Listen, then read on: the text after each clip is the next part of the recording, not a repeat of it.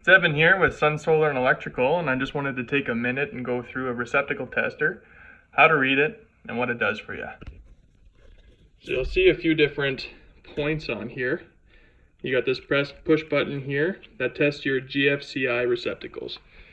A GFCI receptacle is what you see in your washrooms. It has these push buttons. One is test and one is reset.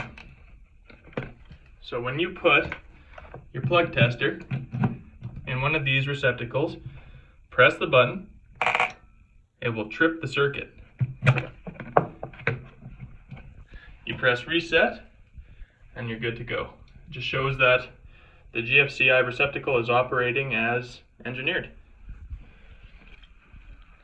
Another thing this does for you, you'll see these tamper resistant covers.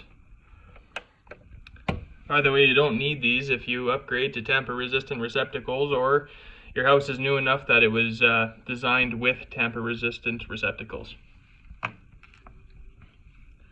When you plug a plug tester into the wall, you'll see a few lights come on the screen. Now this is where your legend comes into play. So you got your bottom center light and your right light illuminated, which shows the correct function on your legend. If you have these lights in a different orientation, you just read the code beside it and it shows you that, well, pretty much you should call an electrician and get them to figure out why you have an open hot or open neutral or open ground. Those are all unsafe states to have a receptacle in, but these are cheap and you can do some troubleshooting at home on your own and then call the electrician and give them a bit of a heads up as to what you're looking for. Another point I'd like to work on here is the tension of a receptacle when you're plugging and unplugging out of that outlet.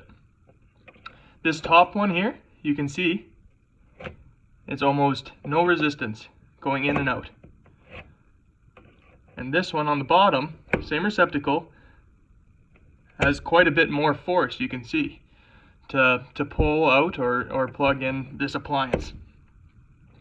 So the reason that I'm pointing this out to you is because this top one here, I know that we use this one, we favor this one when we're vacuuming the house. It's constantly going in and out, and this extra piece right here doesn't help the issue.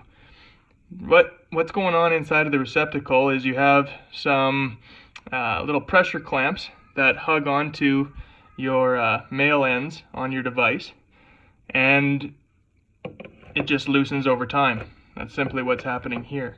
Why that's an issue is because during, say, our vacuuming, you're drawing a large amount of current. And current on a conductor creates heat.